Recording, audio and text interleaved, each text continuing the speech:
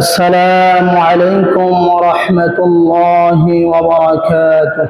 وعليكم السلام ورحمة الله وبركاته.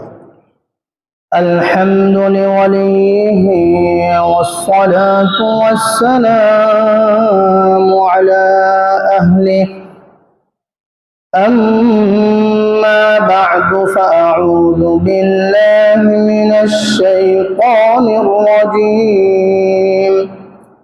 بسم الله الرحمن الرحيم.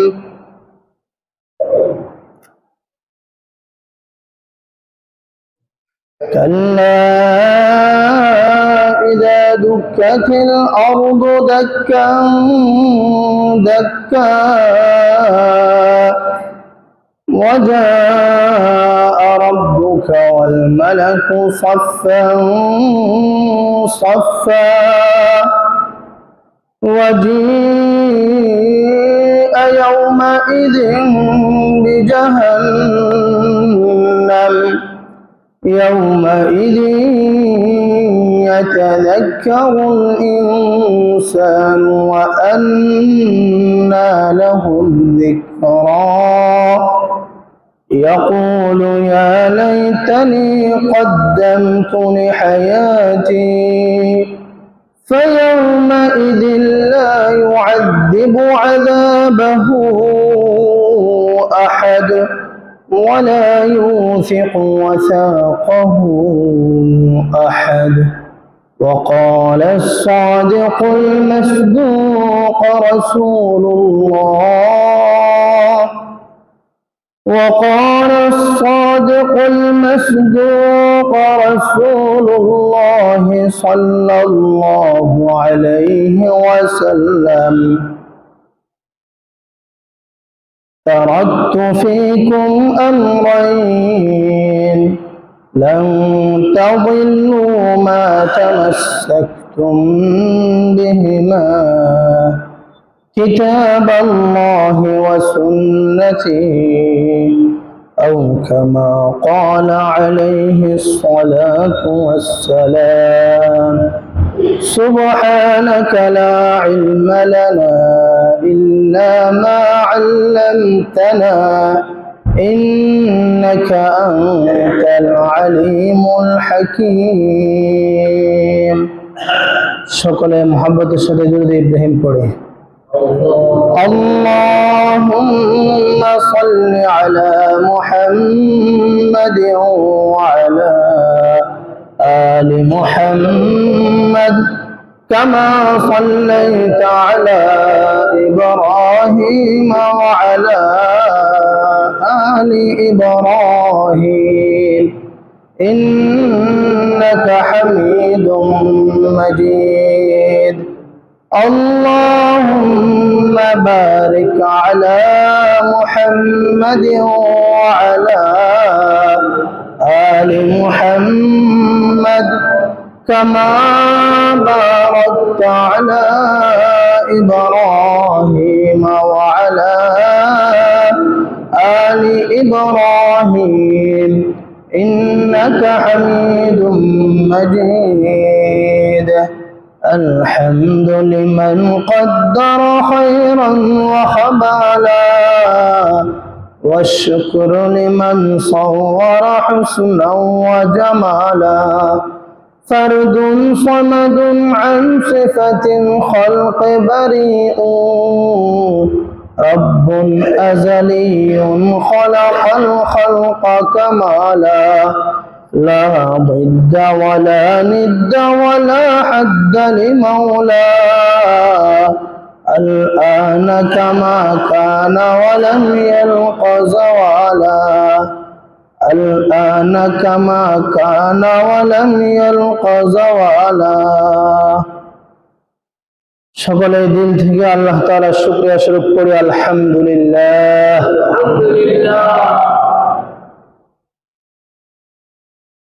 আল্লাহ তাআলার তৌফিক যদি আমরা প্রাপ্ত না হতাম তাহলে যথাসময়ে আল্লাহ তাআলার ঘর মসজিদে আল্লাহ তাআলার স্পেশাল মেহমান, আল্লাহ তাআলার স্পেশাল গেস্ট হিসেবে আমাদের পক্ষে কোনোভাবে আসা সম্ভব ছিল না।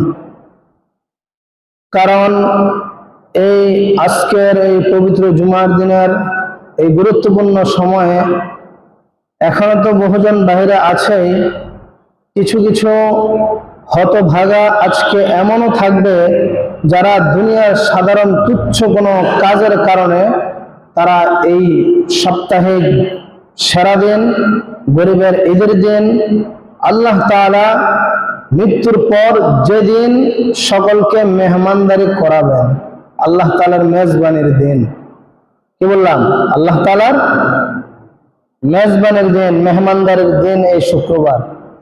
হাদিসে আছে নবীজি সাল্লাল্লাহু আলাইহি ওয়াসাল্লাম বলেছেন, আল্লাহ রাব্বুল আলামিন প্রতি সপ্তাহে একদিন জান্নাতীদের জন্য মেহমানদারির ব্যবস্থা করবেন, জান্নাতীদের সাথে সাক্ষাৎ করবেন, আর ওই দিনটা হলো শুক্রবার দিন, এই মেহমানদারির দিন। এই জন্যই দেখা যায় এটার একটা প্রভাব তো আছে, যেহেতু আল্লাহ তাআলার পছন্দের দিন, আল্লাহ তাআলা মেহমানদারি করানোর জন্য পছন্দের দিন শুক্রবার, এই জন্য দেখবেন শুক্রবারে কিন্তু মেহমানদারির বেশি ব্যবস্থা থাকে, ঠিক না? খেয়াল করে দেখেন অন্যান্য দিনের তুলনায় শুক্রবারে দাওয়াত কারো 5টা, আজকে একজনে বললো 5টা দাওয়াত আছে, আমারও তো আজকে 2টা দাওয়াত আছে, এরকম অনেকের। তো এটা আল্লাহ তাআলার স্পেশাল মেহমানদারির দিন, তো এই হিসাবে একটা মিল থাকে।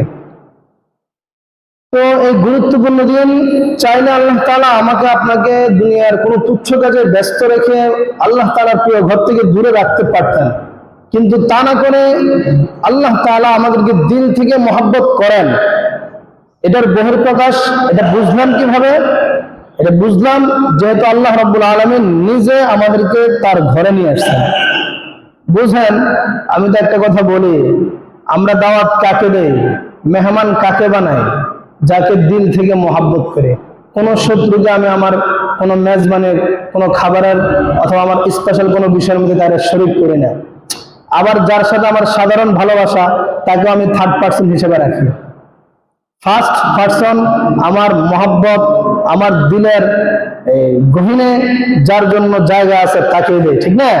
তো আল্লাহ রাব্বুল আলামিন আমাদেরকে ফার্স্ট সময়ে আল্লাহ তাআলার ঘর মসজিদে নিয়ে আসছেন, মানে আমাদেরকে আল্লাহ তাআলার দিনের এই যে ফার্স্ট যে অংশটা, যেখানে সবচেয়ে সবার আগে যে ভালোবাসা যেখানে তৈরি হয়, সেখানে আমাদের প্রত্যেকের নাম ঠিকানা সহ লেখা আছে। এই জন্য আল্লাহ তাআলা আমাদেরকে ধরে নিয়ে আসছেন মসজিদে, কি বলেন, ঠিক না? এই জন্য আমরা একটু দিল খুলে, এই দিল থেকে, যেহেতু দিলের বিষয়, দিল থেকে একটু সকলে আবার আল্লাহ তাআলার শুকরিয়া স্বরূপ করি আলহামদুলিল্লাহ। আমাদের আজকের আলোচনার বিষয় স্বামী স্ত্রী একের উপর অপরের কি হক। সমসাময়িক বিষয়, আরো বহু ইস্যু আছে। ইদানিং আমাদের এই সমাজে মোটামুটি 10-12টা নতুন বিয়ে হয়েছে, 10-12টার মতো আমাদের এই সমাজে উত্তরপাড়ায় প্রায় 10-12টার মতো নতুন বিয়ে হয়েছে। এই হিসেবে স্বামীর হক, স্ত্রীর হক কি বিস্তারিত হয়তো দুটোটা বলা সম্ভব হবে না, তবে চেষ্টা করব কমপক্ষে স্ত্রী যে যে বিষয়গুলো করণীয় আর যেগুলো বর্জনীয় কমপক্ষে এগুলো বলা। কারণ বর্তমান সমাজের বেশিরভাগ এই যে দাম্পত্য জীবন অশান্তির মূল কারণ আমাদের মা বোনরা। যদিও আপনারা মনে কষ্ট নেবেন হয়তো, এরপরও এটাই বাস্তব। একজন নারী চাইলে, আমাদের নবীজি সাল্লাল্লাহু আলাইহি ওয়াসাল্লাম নিজে বলছেন, যত বড় বীর পুরুষে হোক, বীর বাহাদুর হোক, একজন নারী চাইলে তাকে মুহূর্তের মধ্যে কাবু করে ফেলতে পারে। যার জল জ্যান্ত প্রমাণ ফেরাউন, নাম শোনেন নাই? ফেরাউন নাম শোনেন নাই? পুরা পৃথিবীর শাসক ছিল। সে স্বপ্নে দেখছে তার রাজত্ব ধ্বংস করবে এক নবী মুসা আলাইহিস সালাম, এছাড়া আর কেউ ধ্বংস করতে পারবে না। এই স্বপ্ন দেখার পর কিভাবে নবী মুসাকে আটকানো যায় সে সব পদ্ধতি অবলম্বন করছে। পুরো পৃথিবীকে ওই সময় সে দুটো জেল বানাইছে, এক জেলে শুধু মহিলা, আরেক জেলে শুধু না পুরুষ। বানানোর পর মহিলা জেলের প্রধান মুসা আলাইহিস সালামের মা, পুরুষ জেলের প্রধান মুসা আলাইহিস সালামের বাবা, দুজনকে দিছে। এভাবে দীর্ঘদিন কিন্তু ছিল স্বামী স্ত্রী দূরত্ব, কিন্তু আল্লাহ তাআলা যেটা সিদ্ধান্ত সেটা তো বাস্তবায়িত হবেই। এই ফেরাউনকে ধ্বংস তো মুসার হাতে হতে হবে, ঠিক না? বাস্তব এই কুফরি শাসন ব্যবস্থার কবর ইমাম মাহাদির হাতে হবে, বাস্তব, আসবেই, ঘটবে। আমি বুঝলে যেদিকে যাওয়ার সেদিকে যাওয়া সহজ, যত আগে বুঝবো। যাক, ঘটনাক্রমে একদিন ওই যে দুই জেলখানার দুই প্রধান মহিলা পুরুষ সবাই যখন ঘুমে গেছে রাতের গভীর, এদের ঘুম ভেঙে গেছে। এখন দেখছি যে ছেলে দেখছে যে সব ঘুমানো, মহিলা দেখছে সব ঘুমানো, তারা দুজন একসাথে, সন্তান গর্ভে চলে আসছে। ফেরাউন আবার স্বপ্ন দেখছে সন্তান তো পেটে চলে আসছে। এখন কিভাবে আটকাবে? যত ছেলে সন্তান জন্মগ্রহণ করবে, এগুলো বানানো গল্প না, কিন্তু ডাইরেক্ট কোরআনের ঘটনা, ইতিহাস সাক্ষী, এগুলো রাসূলের বলা ঘটনা। যত ছেলে সন্তান জন্মগ্রহণ করবে সবাইকে জবাই করে দেবে। এইভাবে সে জবাই করতে করতে একে একে একজন না, দুইজন না, 1000, 2000 না, 70,000 ছেলে সন্তানকে জবাই করছে। কেন? যাতে মুসা না হয়। কিন্তু সে কি আটকাতে পারছে? পারছে। কবর রচিত হয়েছেই, সামনেও হবেই হবে। এই গণতন্ত্রের কবর রচিত হবেই হবে, সুনিশ্চিত। এই কুফরি শাসন ব্যবস্থার কবর রচিত হবেই হবে, এবং আমাদের এই ভূখণ্ডেই হবে, হিন্দুস্তানে গাজওয়াতুল হিন্দ চূড়ান্ত তৃতীয় বিশ্বযুদ্ধের মাধ্যমেই হবে, ইমাম মাহাদির হাতেই হবে। আল্লাহ তাআলা আমাদের সকলকে ইমাম মাহাদির সঙ্গে হওয়ার তৌফিক দান করেন, দিল তৈরি করেন, আল্লাহ তাআলা বুঝার তৌফিক দান করেন। তো এখন তো জবাই করা শুরু করতে করতে 70,000, এক পর্যায়ে সন্তান দুনিয়াতেও চলে আসছে। সে কিন্তু স্বপ্নে দেখে ফেলছে, আসছে, মারতেছে। তো মুসা আলাইহিস সালাম মা চিন্তা করছে সে তো জানা মাত্র জবাই করে দিবে, কি করে? একটা বাক্সায় ভরে নীল নদে আল্লাহর উপর ভরসা করে ছেড়ে দেয়, আল্লাহ তাআলাই হেফাজত করবেন।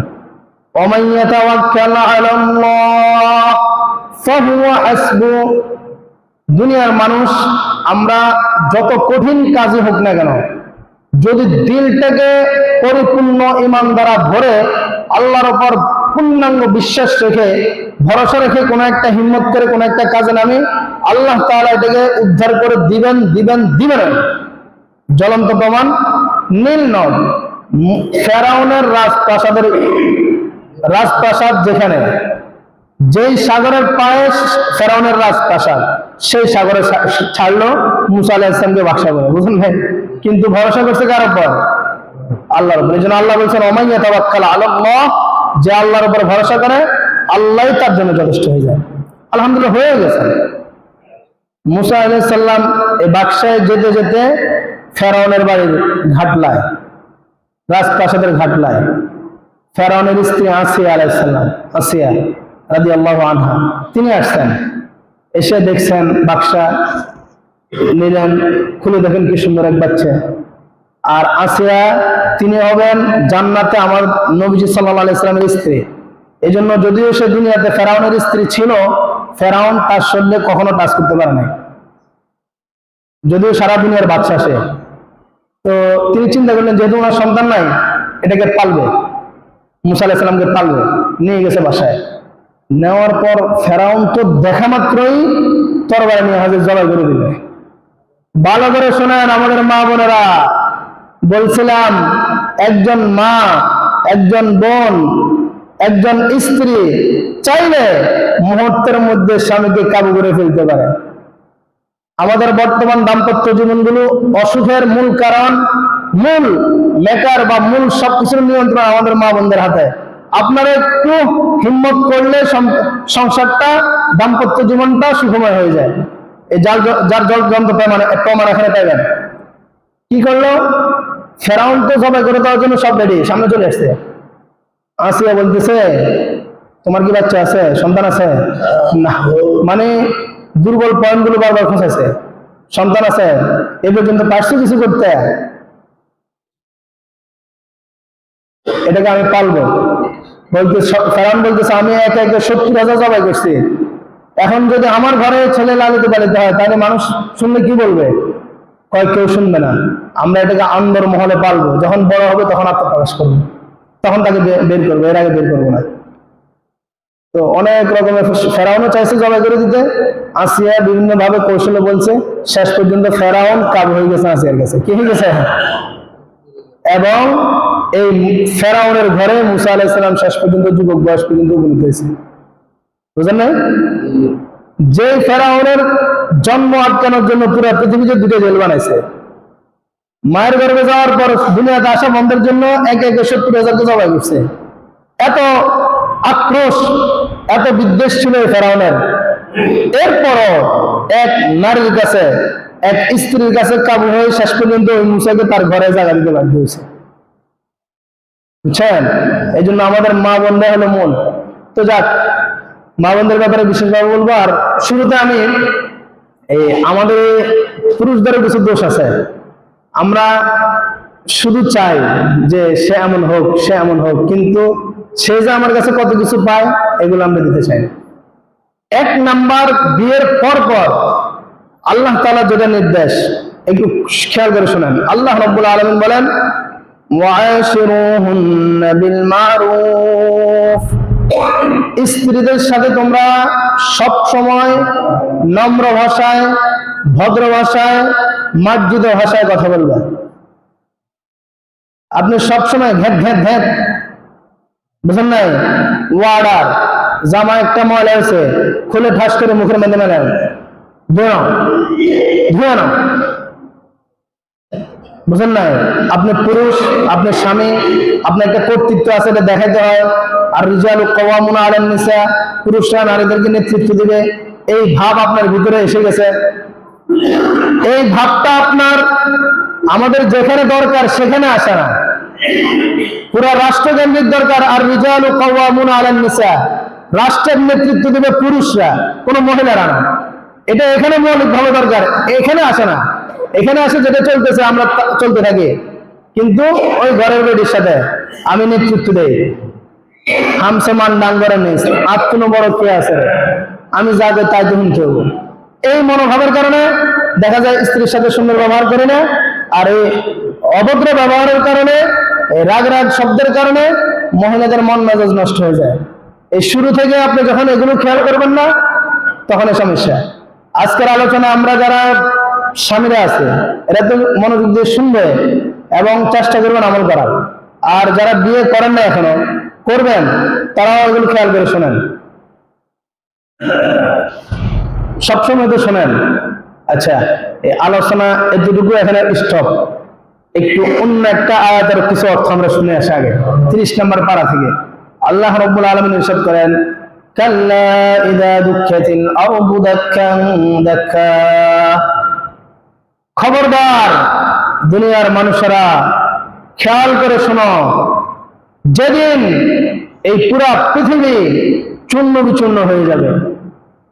কাল্লা ইযা দুক্কাতিল আরদু দাক্কান দাক্কা ওয়া জাআ রাব্বুকা ওয়াল মালাকু সাফফান সাফফা, স্মরণ করো যেদিন তোমার রব তোমার সামনে চলে আসবে। এখন তো আমরা আল্লাহকে দেখি না, ওই দিন আল্লাহ সরাসরি সামনে থাকবে, ফেরেশতারা তোমার সামনে কাতারে কাতারে থাকবে। ওয়াজিআ ইয়াওমাইযিন বিজাহান্নাম, যে জাহান্নামের কথা বারবার শুনতেছ, এই কাজ করলে এই শাস্তি, এই অপরাধ করলে এই শাস্তি, এইভাবে না চললে এই সাজা, বারবার শুনতেছ, কিন্তু আমরা হয়তো সচক্ষে দেখি না, এজন্য বিশ্বাস করলো এগুলো থেকে দূরে থাকাটা সম্ভব হচ্ছে না। বা উদাসীনতায় খেলতামাশায় কাটাই দিতেছে। আল্লাহ বলেন স্মরণ করো সেদিনকে যেদিন এই জাহান্নাম তোমার সামনে উপস্থিত করা হবে। ইয়াউমা ইয়াতাযাক্কারুল ইনসান, সেদিন তোমার দুনিয়ায় থাকা অবস্থায় মসজিদের মিম্বর থেকে খতিব সাহেব, মাহফিলের প্যান্ডেল থেকে বক্তা সাহেব, মসজিদের ইমাম সাহেব, ওলামায়ে কেরাম বিভিন্ন সময়ে তোমাদেরকে যে নসিহতগুলো করেছিল, উপদেশগুলো দিয়েছিল, ওই দিন সবগুলো তোমার গ্রহণ করার জন্য উতলা হয়ে যাবে। কি করলাম, অমুক দিন তো এটার কথা বলছিল। মসজিদের মিম্বর থেকে তো গণতন্ত্র কুফরে হারাম না, গণতন্ত্র কিন্তু হারাম না, গণতন্ত্র কুফরে। হারাম মানে একটা নিষিদ্ধ কাজ, এটা একটা কবিরা গুনাহ, আর কুফরি মানে ঈমান শেষ। এটা সবাই আমরা স্বীকারও করি, এরপর আমরা এটাও করি, স্বীকারও করি, এটাও করি না আমার যে দলে করেন এটা কুফরি মতবাদ, সবাই কয়, সব ওলামায়ে কেরাম বলে, সবাই জানে। ইসলামিক দল বলেন, অন ইসলামিক দল বলেন, সবাই এটা বলে, আবার করেও, ইসলামিক দলগুলোও করে। আমি বললাম যে গুরুর মধ্যে যে গন্ধ, দুর্গন্ধ, আর এটার মুখে সামনে নাচা দিছে, গ্রাম নেই, বুঝলেন নাই, ইসমাইলটা নেই, দেখে একটু শুকাইলে যায় কিনা, এরকমের কি কাজ আমাদের অবস্থাটা। আচ্ছা যাক, বলতেছিলাম ওই দিন এগুলো মনে আসবে যে হ্যাঁ হুজুর তো এভাবে বলছিল, এখন তো খুব মনে চাইতেছে হুজুরের উপদেশগুলো শুনে। আল্লাহ বলেন সেদিন প্রত্যেক মানুষের মনে চাইবে, ইস উপদেশগুলো যদি শুনতাম এখন থেকে শুরু করি। আল্লাহ পরবর্তী অংশ বলেন এখন তোমার উপদেশ গ্রহণের সময় হয়েছে, এখন তোমার বুঝে আসতেছে। এতদিন যতদিন তোমার রূহ ছিল, তোমার হায়াত ছিল, তুমি জীবিত ছিলা, ততদিন তো বলছিল, কিন্তু কত রকমের গড়েমসি, কত ধরনের কিছু বলে সবগুলো উপদেশকে অ্যাকসেপ্ট করে তুমি তোমার সুবিধা মতোই চলছো, তুমি তোমার মন মতো এগিয়ে গেছো। এখন আসছো উপদেশ গ্রহণ করার জন্য আফসোস করতে। ওয়ান্না লাহু যিকরা ইয়াকুলু ইয়া লাইতানি কদ্দামতু লিহায়াতি, ওই দিন প্রত্যেকে বলবে ইয়াকুলু ইয়া লাইতানি কদ্দামতু লিহায়াতি, যদি আমি দুনিয়ায় থাকতে অগ্রিম আমার পরকালের জন্য আমার যা যা লাভজনক কল্যাণকর, আমার জন্য যেগুলো ফায়দাজনক, এগুলো সবগুলো মানতাম, সবগুলো করতাম, অগ্রিম এগুলো সবগুলো পাঠিয়ে দিতাম। ইয়াকুলু ইয়া লাইতানি কদ্দামতু লিহায়াতি ফায়াউমাইযিন লা ইউআযযিবু আযাবাহু আহাদ। আল্লাহ রাব্বুল আলামিন ওই সময় ঘোষণা দিবেন, শোনো সব বুঝতে, এটা ঠিক ইমাম সাহেব বলছে, বুঝতে, এটা ঠিক এটাও বুঝতে, কিন্তু ওই যে বিভিন্ন কারণে মানো নাই, করো নাই, এজন্য আজকে যে আফসোস করতেছ, শোনো আমি আল্লাহ ঘোষণা দিতেছি, ইয়াউমা, আজকের এই দিনে তোমাকে এমন কঠিন শাস্তি দেব যে শাস্তি আমি পৃথিবীর অন্য কাউকে দেব না। ফায়াউমাইযিন লা ইউআযযিবু আযাবাহু আহাদ, এমন ভাবে তোমাকে শাস্তি দেব যে শাস্তি আমি অন্য কাউকে দেব না। কেন? কারণ বুঝতে, সব বুঝে আসছে, দিলে গাচ্ছে, এরপরও ইচ্ছাকৃতভাবে ছাড়ছ, এই কারণে তোমার এই শাস্তি।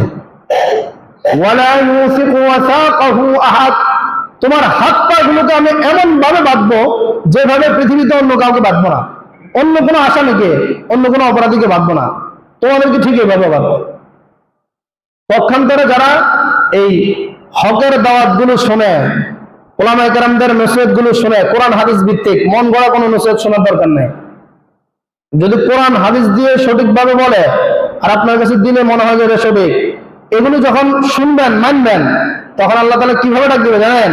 ইয়া আইয়াতুহান নাফসুল মুতমাইন্নাহ, হে প্রশান্ত হৃদয়ের অধিকারী আমার বান্দারা এদিকে আসো।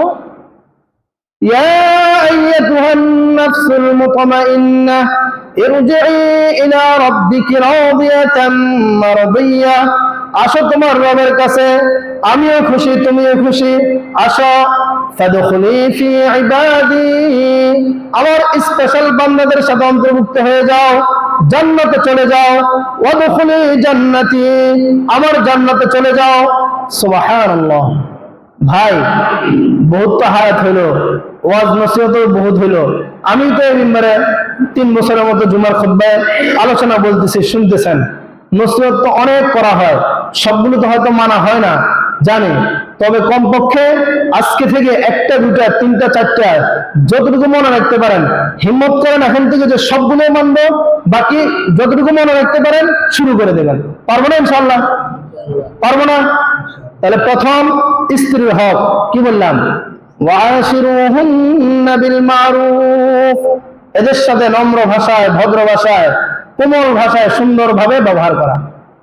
এবং আপনার স্ত্রীকে আপনি যেখান থেকে আনছেন, যে ফ্যামিলি থেকে আনছেন, ওই ফ্যামিলিতে সে কিভাবে চলেছে আপনার সাধ্যের ভিতরে চেষ্টা করবেন ওইভাবে চালানোর জন্য, যাতে সে ওখান থেকে আসার পর দিনের মধ্যে এরকম কোনো দুঃখ অনুভব করতে না পারে যে আমি ওখান থেকে আসি, এখানে আসি ধোকা খেলাম, লসে পড়লাম, সমস্যা হলো। এগুলোর কারণে কিন্তু তাদের মনটা ভেঙে যায়। আবার আপনার সাধ্যের বাইরে যাওয়ার দরকার নাই, সাধ্যের ভিতরে চেষ্টা করবেন। 1 নাম্বার। 2 নাম্বারটা ফরজ, কিন্তু আমরা অনেকেই কেউ হাফ দিছে, কেউ কিছু দিছে, আর কেউ ধরছে অনেক, কিয়ামত পর্যন্ত বাকি মোহর। এখানে আচ্ছা হাত তোলেন দেখি, পুরোপুরি মোহর স্ত্রী দিয়ে দিচ্ছেন এমন কে কে আছেন? হাত তোলেন। আমি আছি আলহামদুলিল্লাহ। পুরা মোহর দিয়ে দিচ্ছেন না? অন্যরা তো হাত না দিলে সমস্যা নাই। দেখছেন, এটা ফরজ দায়িত্ব। আপনি স্ত্রীর হকটা যথাযথভাবে দিয়ে দিবেন, দিয়ে দিবেন।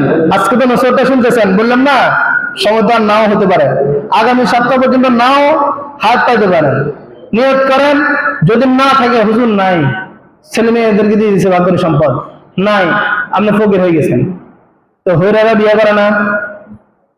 বিয়ে করে বলতেছে শরম পায় না? মানে হইরারা বিয়ে করে না, হইরারা বিয়ে করে না, তা তারা মোহর কেমনে দেয়? বোর কাছে কেউ মাপ চাই নেবেন, আল্লাহ রাস্তা আমরা মাফ করে দাও। দ্বিতীয়ত মাপ দিচ্ছে না, মদ দিচ্ছে 5 লাখ, মা বাবা সবাই মিলে। ওই সময় তো আর ইমাম সাহেব ছিল না, ভালো করে বুঝে বলে না যে মোহর কম ধরাওয়ালা। এমনি একটা শখের ঠেলায় সবাই চাইছে দিয়ে দিছে 5 লাখ, অন্ত দিতে পারেন, আমার আল্লাহ রাস্তা মাফ করো, আমি তো ফকির, আমি তো মিসকিন, আমি তো অসহায়, তাও মাপ চান, তাও এটা তার সাথে মোয়াবেলা লেনদেন শেষ করেন। কিন্তু এটা না করে এর থেকে ভালো ভালো আশা করবেন, সম্ভব না। মোহর 2 নম্বর কি? মোহর। এই দুটা মোস্ট ইম্পর্টেন্ট, ব্যবহার, মোহর। আর এরপরে যেগুলো, এগুলো মোটামুটি আমরা পারবো আশা করি।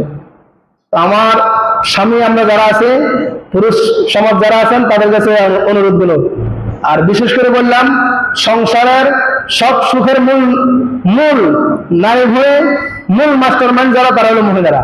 এই জন্য আপনাদের ব্যাপারে কিছু নসিহত, মা বোনরা একটু মনোযোগ দিয়ে শোনেন। দাওয়াত তো খাই দিয়েছেন, একটু ফাঁকে ফাঁকে কথাগুলো শোনেন। অনেক হক, সবগুলো বলা সম্ভব না। প্রথমে আমি একটা প্রশংসার বাণী শুনে দেই। মহিলাদের ব্যাপারে নবীজি সাল্লাল্লাহু আলাইহি সাল্লাম বলছেন মাত্র 4টা কাজ যে মহিলা করতে পারবে তার জন্য কিয়ামতের দিন আল্লাহ রাব্বুল আলামিন জান্নাতের 8টা দরজা খুলে রাখবেন এবং তাকে বলবেন তোমার যে দরজা দিয়ে যেতে মন চায়, যে জান্নাতে যেতে মন চায় যাও। সুবহানাল্লাহ। আবার এই 4টা কাজের মধ্যে যদিও মহিলাদের জন্য সহযোগী কিন্তু আপনারা আছেন, কিছু কিছু বিষয় সহযোগিতা আপনারা করতে হবে। এই জন্য আপনারাও শোনেন। قال رسول الله صلى الله عليه وسلم المرأة إذا صلت خمسها। 1 নাম্বার, কোন মহিলা যদি 5 ওয়াক্ত নামাজ টাইম টু টাইম পড়ে, ফরজ নামাজগুলো 5 ওয়াক্ত নামাজ টাইম টু টাইম পড়ে, 1 নাম্বার। সহজ না এটা? আমরা যেটা পড়ি। 2 নাম্বার, ওয়াসামাত শাহরাহা, রমজান মাসে রোজা রাখে। রমজান মাসে কি রাখে? 2 নাম্বার। এরপরে 3 নাম্বার, ওয়াআতাআত বা'লাহা ওয়া আহসানাত ফারজাহা। 3 নাম্বার মোস্ট ইম্পর্টেন্ট, এবং এটার সমস্যার কারণে সংসারে অশান্তি আসে। কি? স্বামীর অগোচরে নিজের ইজ্জত আব্রু হেফাজত করে, কোন পর পুরুষের সাথে, স্বামী ছাড়া অন্য কোন বেগানা পুরুষের সাথে কথা না বলে, ভালোবাসা প্রকাশ না করে, কথা না বলে, এগুলো হলো 3 নাম্বার। 4 নাম্বার, ওয়া আহসানাত ফারজাহা ওয়া আতাআত বা'লাহা, স্বামী যা বলে স্বামী যা বলে যদি হারাম না হয়, আল্লাহর নাফরমানি না হয়, আল্লাহর নাফরমানি হয় এমন বিষয় বাদ দিয়ে অন্য যা বলে সব যদি চোখ বুঝে মেনে নেয়, এই 4টে কাজ যে মহিলা করতে পারবে: 5 ওয়াক্ত নামাজ, রমজান মাসের রোজা, ইজ্জতের হেফাজত, অন্য পুরুষের সাথে কথা না বলা। আর 4 নাম্বার এটাই গুরুত্বপূর্ণ, স্বামী যা বলে তাই শোনা, যদি এটা কোনো গুনাহের কাজের আদেশ না হয়, কোনো গুনাহের কাজের যদি আদেশ না হয়, স্বামী যা বলে তাই শোনা। এই 4টে কাজ করতে পারলে আল্লাহর হাবিব সাল্লাল্লাহু আলাইহি সাল্লাম বলেন, ফালতাদখুল মিন আইয়ি আবওয়াবিল জান্নাতি শাআত, কিয়ামতের দিন আল্লাহ রাব্বুল আলামিন জান্নাতের দরজাগুলো খুলে দিয়ে বলবে, যাও, তোমার যেই জান্নাতে যেতে মন চায় সেটাতে যাও। সুবহানাল্লাহ। স্বামীর আনুগত্য দেখেন, 2টা ঘটনা আছে, সময় তো কুলাবে না, আমি সংক্ষেপে বলি। একজন সাহাবীর নাম হলো হযরত কায়েস রাদিয়াল্লাহু আনহু, আরেকজন মুআয ইবনে জাবাল। মুআয ইবনে জাবাল এবং কায়েস রাদিয়াল্লাহু তাআলা আনহু দুইজন 2 দেশে গেছেন।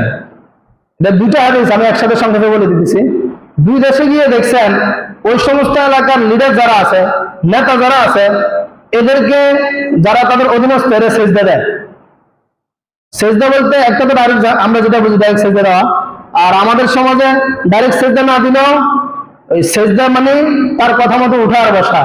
এখানে শরীয়ত কি বলছে না বলছে, আল্লাহর আদেশ কি আছে না আছে, এগুলো খেয়াল না করে নেতা যা বলছে তাই শুনতে থাকা, এটা কিন্তু একরকমের সেজদা। বুঝেন নাই? আপনার নেতা একটা উল্টাপাল্টা কথা বলছে, আমরা এটা সংশোধন করে দিলাম, আপনি ওই নেতা তো বলছে, নেতা যেহেতু বলছে ওটাই ঠিক, তার মতো চলতে হবো, ইমাম সাহেব ভুল, ওলামায়ে কেরাম ভুল। বুঝেন নাই? এটা এক রকমের সেজদা। আচ্ছা যাক, ওখানে তারা ডাইরেক্টলি সেজদা করছে। তো দোনো সাহাবী চিন্তা করলো, মানে নেতা, এই সাধারণ দুনিয়ার লিডার, এদেরকে তাদের প্রজারা সেজদা করলো, আর আমাদের রাসূল যিনি বিশ্ব নবী, তাকে তো আরো আগে সেজদা করা দরকার, ঠিক না? এই জন্য মদিনায় আসা মাত্র মুআয ইবনে জাবাল রাদিয়াল্লাহু আনহু ডাইরেক্ট সেজদা দিয়ে দিয়েছে। নাউজুবিল্লাহ, সবাই নাউজুবিল্লাহ বলেন। আর সাহাবীরা করছে, আবার করছে রাসূল রে, তারপর আমি পড়লাম কি নাউজুবিল্লাহ। বুঝেন নাই? এটাই ইসলাম, এটাই ইসলাম।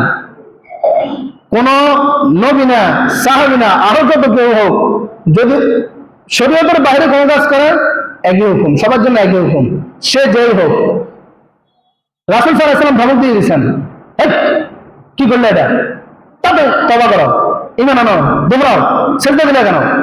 তো তিনি ওই ঘটনা বলছেন যে তারা তাদের নেতাদেরকে সেজদা দিছে, আর আমার বিশ্বাস আপনি তো আমাদের সবার নেতা, এই জন্য আমি আবেগের বশীভূত হয়ে দিয়ে দিছি। রাসূল ধমক দিয়ে বলছেন, আর কখনো কাউকে সেজদা দেবে না, কোথাও না, কোন কবরেও না। লা তাত্তাখিযুল কুবুর মাসাজিদ, কোন কবরকেও সেজদা দেবে না, এভাবে রাসূল নিষেধ করে দিয়েছেন। আর কায়েস রাদিয়াল্লাহু তাআলা এসে সেজদা দেয় নাই, তিনি রাসূলের কাছে অনুমতি চাইছেন, ইয়া রাসূলুল্লাহ, আমি আপনাকে সেজদা দেই, আমি দেখে আসছি ওই সমস্ত এলাকার প্রজারা তাদের নেতাদেরকে সেজদা দেয়, আমি আপনাকে একটা দেই। রাসূল ধমক দিচ্ছেন, একটা কিসের সেজদা দিবা? এই ধমক দিয়ে এদেরকে তো নিষেধ করে দিচ্ছেন। এরপরে যে কথাটা বলছেন, আমার মা বোনেরা একটু মনোযোগ দিয়ে শোনেন। দোনো সাহাবীকে একই রকম কথা বলছেন। আল্লাহর পরে, বাংলা আমরা এটা জানি, আল্লাহর পরে যদি দুনিয়ার মধ্যে কাউকে সিজদা দেওয়া জায়েজ হইতো, তাহলে একমাত্র নারী সমাজকে আদেশ দিতাম তারা যেন তাদের স্বামীদেরকে সিজদা দেয়। এটা সিজদা দেওয়ার উদ্দেশ্য না, স্বামীদের গুরুত্ব কি পরিমাণ এটা বুঝানো স্ত্রীদেরকে রাসূলের উদ্দেশ্য। এজন্য নিজেকে সিজদা দিছে অথবা সিজদার জন্য আগ্রহ প্রকাশ করছে, এটাকে ধমকাই দিলেন, তওবা করে নেন। আবার পরবর্তীতে বলছেন, এই কথাটা বলে দিচ্ছেন যে যদি কোনো কথা বলে, আদেশ দেয়, কিছু করতে বলে, অবশ্যই মানতে হবে। কারণ সিজদার মতো বিষয় যদি এরকম অবস্থা হয় যে স্বামীদেরকে দেওয়ার সুযোগ থাকলে, আল্লাহর পরে কাউকে দেওয়ার সুযোগ থাকলে এটা স্বামীরা পাইতো, এবার বুঝুন তাদের কথা কিভাবে মেনে নিতে হবে। আমাদের মা বোনেরা মনে করে যে একটু একটা বলছে আমার স্বামী, আমি আরেকটা বলতে পারলে মনে হয় ভালো। আপনি একটু ভালো করে শোনেন, আপনার একটু কান খাড়া করে শোনেন। রাসূল সাল্লাল্লাহু আলাইহি ওয়াসাল্লাম বলছেন, আপনারা হলেন সব বেকুব। কষ্ট পাইলে আমি বলতেছি এটা, রাসূল সাল্লাল্লাহু আলাইহি ওয়াসাল্লাম বলে দিয়েছেন, মহিলাদের হলো পুরুষের তুলনায় অর্ধেক জ্ঞান, মানে ব্যাককল, আধা জ্ঞান, তা আপনি আপনার স্বামী একটা ডিসিশন দিছে, আপনি এখানে আরেকটা দেওয়া মানে কি বুঝাতে চান? আপনি তার থেকে আরো বেশি বোঝেন। আপনাকে তো আল্লাহ রাসূল বলে দিয়েছেন আপনি তার অর্ধেক, এরপর সে যেটা সিদ্ধান্ত দিল এটার বাইরে যাওয়া, তার মানে আপনি ডবল পুরুষ, আপনি পুরুষের পুরো ডবল হয়ে গেছেন। বুঝলেন না? অবস্থাটা এরকম। এই জন্য আপনার মাথার মধ্যে এটা সবসময় ঢুকে রাখেন। রাসূল বলছে আপনি বেবুঝ। আমি একটু অন্যভাবে বলছি, যাতে একটু গায়ে লাগিয়েও কমপক্ষে দূরে থাকেন। রাসূল বলে গেছেন যে আপনার বুঝ বুদ্ধি কম, আপনি নিজের সিদ্ধান্ত সবসময় প্রাধান্য দিবেন না, নিজের সিদ্ধান্ত সবসময় প্রাধান্য দিবেন না, স্বামীর সাথে আপনার সিদ্ধান্তের পরামর্শ করবেন। যদি স্বামী এটাকে বলে হ্যাঁ ঠিক আছে তোমার এটা মনে হয় ভালো হবে, স্বামী যদি সায় দেয় তাহলে ঠিক আছে করবেন, না হয় স্বামী যেটাই বলে সেটাই চোখ বুঝে মুখ বন্ধ করে মেনে নেবেন, এটাতে আপনার শান্তি। আল্লাহ তাআলা আমাদের সকলকে তৌফিক দান করুন। এরপরে আরেকটা হাদিস, قال رسول الله صلى الله عليه وسلم أي امرأة ماتت وزوجها عليها راض دخل الجنة। যদি কোনো মহিলার, যদি কোনো স্ত্রীর মৃত্যু এমত অবস্থায় হয় তার স্বামী তার উপর সন্তুষ্ট ছিল, সে নিশ্চিত জান্নাতে। সুবহানাল্লাহ। বুঝেন আমার প্রিয় মা বোনেরা, আপনারা জান্নাতে যেতে হলে, যারা বিবাহিত আছেন, জান্নাতে যেতে হলে এটা স্বীকৃতি আপনার স্বামী থেকে নিতে হবে। আপনার স্বামী যদি বলে, সে যেমনই হোক, স্বামী যদি কালা সুরাও হয়, এখানে রাসূল কিন্তু স্বামীর কেমন স্বামী হতে হবে, মুফতি সাহেব, ইমাম সাহেব অথবা বড় লোক, এগুলো কিচ্ছু বলে নাই। স্বামী তো সে পাগল হোক, ছাগল হোক, মদখোর হোক, নেশাখোর হোক, বললাম তো ফার্স্টে কোন গুনাহের যদি আদেশ না দেয়, এটা বাদ দিয়ে বাকি সব ক্ষেত্রে স্বামীকে মানতে হবে। এই স্বামীর ব্যাপারে রাসূল বলতেছেন, যদি তুমি মারা যাও এমত অবস্থায় যে তোমার স্বামী তোমার উপর সন্তুষ্ট ছিল, খুশি ছিল, নিশ্চিত তুমি জান্নাতি। বলেন তো বিপরীতে আপনারা বলেন। মা বোনেরা নিজেরা চিন্তা করেন, যদি স্বামী অসন্তুষ্ট অবস্থা আপনি মারা যান, আজকে যারা স্ত্রী আছেন বিবাহিতা, আপনারা একটু চিন্তা করেন, আপনাদের দাম্পত্য জীবন তো আপনারা কাটাচ্ছেন, আপনার স্বামীকে আপনার উপরে এই মুহূর্তে সন্তুষ্ট আছে? চিন্তা করবেন। যদি দেখেন যে সন্তুষ্ট নাই, রাত্রে শোয়ার আগে, দিনের বেলায় হয়তো কাজে কর্মে ব্যস্ত থাকবে, সময় পাবেন না, তবে রাত্রে চোখ বন্ধ করার আগে আজকে কমপক্ষে এটা মানার চেষ্টা করেন, কমপক্ষে এটা আগে শেষ করেন, এরপরে সকাল থেকে বাকিগুলো শুরু করে দেন। কমপক্ষে এর থেকে ক্ষমা চেয়ে, মাপ চেয়ে, যেভাবে আপনার উপর সন্তুষ্ট হয়, যে কথা শুনলে, যেভাবে মানলে সে খুশি হয়ে যাবে, সেভাবে প্রতিজ্ঞা করে নেন যে আমি আজকে রাত্রে, এখনই প্রতিজ্ঞা করেন যে রাত্রে ঘুমানোর আগে আমার স্বামীকে যে কোনো ভাবে হোক আমার উপর খুশি করে ফেলবো। আল্লাহ রাব্বুল আলামিন আমাদের সকলকে তৌফিক দান করুন। মোস্ট ইম্পর্টেন্ট একটা বিষয়, আপনাদের কাছে হয়তো লজ্জা লাগবে, মা বোনরা হয়তো বলবে হুজুর এটা মাইকে বলে কেন, আপনার কাছে এটা মনে হতে পারে, কিন্তু রাসূল যেহেতু বলে ফেলছেন, আপনার এটাকে লজ্জার বিষয় মনে করার কোনো প্রশ্নই আসে না। বুঝলেন নাই? রাসূল থেকেও কি আপনার আমার বেশি লজ্জা? রাসূল জানে এই বিষয়টা আসবে, এই সমস্যাটা আসবে সমাজে, এই জন্য এটার সমাধান কি এটা বলে দিচ্ছেন। এই হিসেবে আমার বলা, قال رسول الله صلى الله عليه وسلم والذي نفسي بيده। হাদিসের ভাষ্যটা দেখেন কেমন বলতেছে রাসূল, ওই মহান সত্তার কসম যার হাতে আমি মুহাম্মদের প্রাণ, যার হাতে আমি মুহাম্মদের প্রাণ, সেই মহান সত্তার কসম করে বলছে, মা মিন রাজুলিন ইয়াদউ ইমরাতাহু ইলা ফিরাশিহি ফাতাবা আলাইহি। কোন স্বামী তার স্ত্রীকে তার সাথে সময় কাটানোর জন্য, একান্তে সময় কাটানোর জন্য ডাকছেন, বিছানা আসার জন্য ডাকছেন, কিন্তু ওই স্ত্রী শরীর কোনো উজর অথবা শারীরিক উজর, একটা হলো শরীর উজর, এটা তো কোনো প্রশ্ন আসে না, আরেকটা হলো শারীরিক উজর যেটা বাস্তবে গ্রহণযোগ্য, এরকম অসুস্থতার কারণে স্বাভাবিকভাবে এগুলো হয় না, এরকম যদি না থাকে, এরপরেও যদি সে না করে, না আমি আজকে থাকবো না তোমার সাথে, আমার শরীর ভালো লাগে না, মুড নাই, এই কথা যদি বলে, রাসূল সাল্লাল্লাহু আলাইহি ওয়াসাল্লাম বলেন, ইল্লা কানা ফিস সামা ইল্লাল্লাযী কানা ফিস সামা।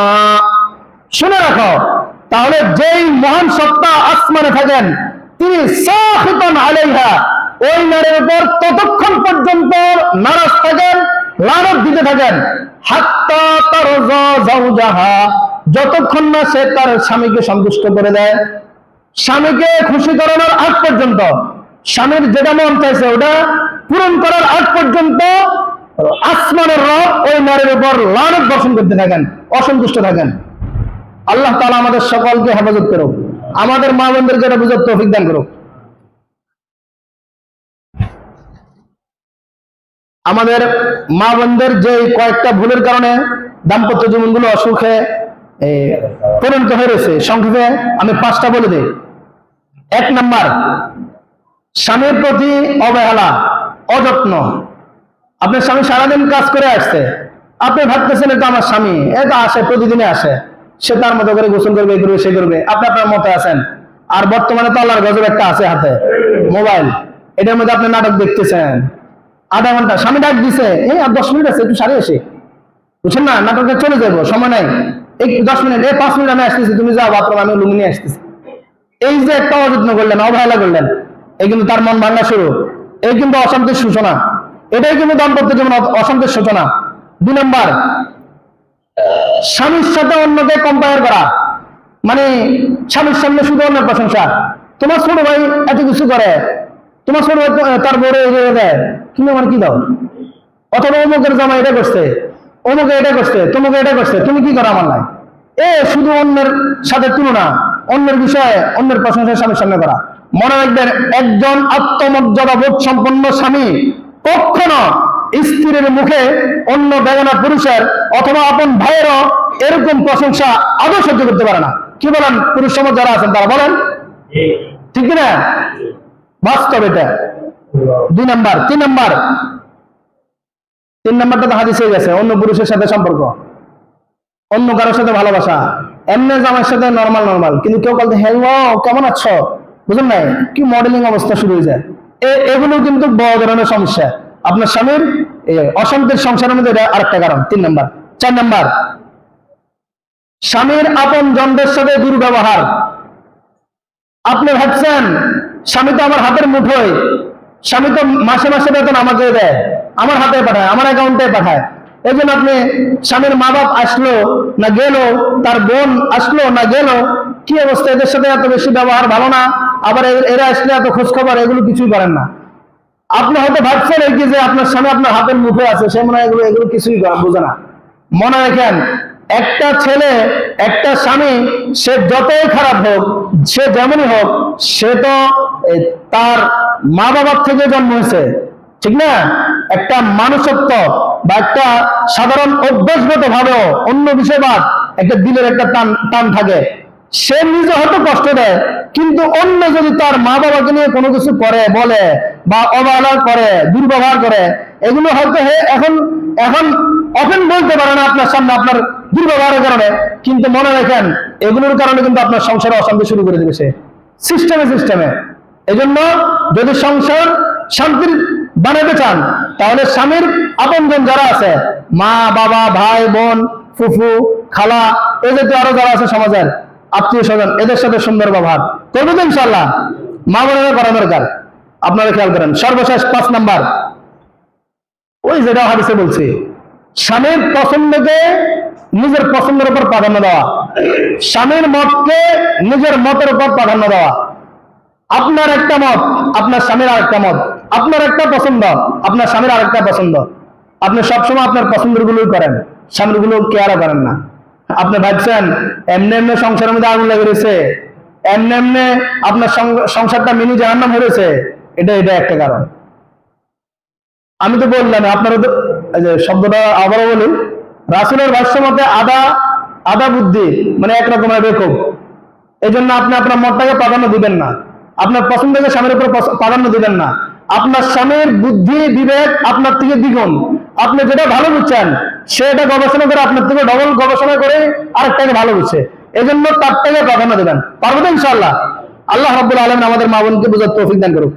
সর্বশেষ কোরআনের একটা আয়াত, সূরা বাকারার 120 নম্বর আয়াত, আমরা শুধু অর্থটা শুনবো, এরপরে নিজেরাই বুঝবেন বাস্তবতা কি বুঝেছে আল্লাহ তাআলা।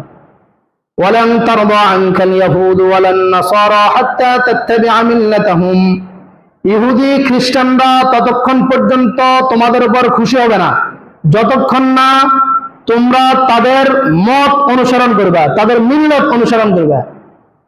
এর আগ পর্যন্ত কোনো অবস্থায় খুশি হবেই না। আপনি যতই এদেরকে খুশি করাইতে চান, যতই এদেরকে খুশি রাখতে চান, তারা খুশি হবে তখন যখন আপনি এদের মত পুরোপুরিভাবে গ্রহণ করবেন। কুল ইন্না হুদাল্লাহি হুয়াল হুদা। আল্লাহ বলেন এই বিষয়টা, এটা এমন একটা সঠিক বিষয়, এটা যাদেরকে আল্লাহ তাআলা স্পেশাল ভাবে বোঝার সুযোগ দেয় তারাই বোঝে, নরমালি অন্য কেউ বোঝে না। এরপরে দেখেন, ওয়ালা ইন ইত্তাবা'তা আহওয়াহুম বা'দাল্লাযী জাআকা মিনাল ইলম। তোমাদের কাছে রাসূলের মাধ্যমে কোরআন হাদিসের জ্ঞান স্পষ্ট বিষয় সামনে আসার পরেও যদি তোমরা এটাকে বাদ দিয়ে ওই ইহুদি খ্রিস্টানদের তৈরি করা এদের যে সিস্টেম আছে ওটাকে প্রাধান্য দাও, ওদেরও অনুসরণ করো। কি বললেন? রাসূলের আনিত একটা সিস্টেম আছে, আল্লাহর দেওয়া একটা সিস্টেম আছে, এটা বুঝার পরে, জানার পরে, তোমাদের সামনে উপস্থাপিত হওয়ার পরেও এটাকে বাদ দিয়ে, এটাকে ডিঙ্গিয়ে তোমরা ঠিকই ওই বিধের পদ্ধতি তারা যেটা যেটা চালু করছে এটারই অনুসরণ করতে থাকো। আল্লাহ বলেন, মা লাকা মিনাল্লাহি মিন ওয়ালিয়্যিন ওয়ালা নাসির। মনে রাখবা, আল্লাহর পক্ষ থেকে তোমাকে বাঁচানোর, তোমাকে রক্ষা করার কোনো বন্ধুও পাইবে না, কোনো সাহায্যকারী পাইবে না। যেদিন আল্লাহ ধরবে, যেদিন আল্লাহর গজব পড়বে, শুরু হয়ে যাবে, সেদিন তোমাকে বাঁচানোর জন্য রবের পক্ষ থেকে কোনো সাহায্যকারী পাইবে না। বুঝেন, রাসূলের আনিত শরীয়ত, রাজনৈতিক ময়দানে ইসলামী খেলাফা আলা মিনহাজিন নবুয়া 1400 বছর আগে বর্তমান প্রচলিত গণতন্ত্র, সমাজতন্ত্র, রাজতন্ত্র এগুলোর বিপরীত ডাইরেক্ট 1400 বছর আগে রাসূলের একটা সিস্টেম, যার বর্তমান নমুনা আফগানিস্তানে যে হিসেবে খেলাফা আসছে, এটাই রাসূলের আনিত সিস্টেম। আপনি যখন এটাকে বাদ দিয়ে, বুঝার পরও বাদ দিয়ে বর্তমান প্রচলিত ইহুদি খ্রিস্টানদের তৈরি গণতন্ত্র বলেন, সমাজতন্ত্র বলেন, রাজতন্ত্র বলেন, এগুলোর অনুসরণ করবেন, আপনার ব্যাপারে রাসূল বলছেন, আল্লাহ বলছেন, রাসূল না। ডাইরেক্ট মা লাকা মিনাল্লাহি মিন ওয়ালিয়্যিন ওয়ালা নাসির। কোনো অভিভাবকও পাইবে না, কোনো সাহায্যকারীও পাইবে না, কোনো বন্ধুও পাইবে না, দুনিয়াতেও না, আখিরাতেও না, না, নাই না। আল্লাহ রাব্বুল আলামিন আমাদের সকলকে বুঝার তৌফিক দান করুন। আমিন।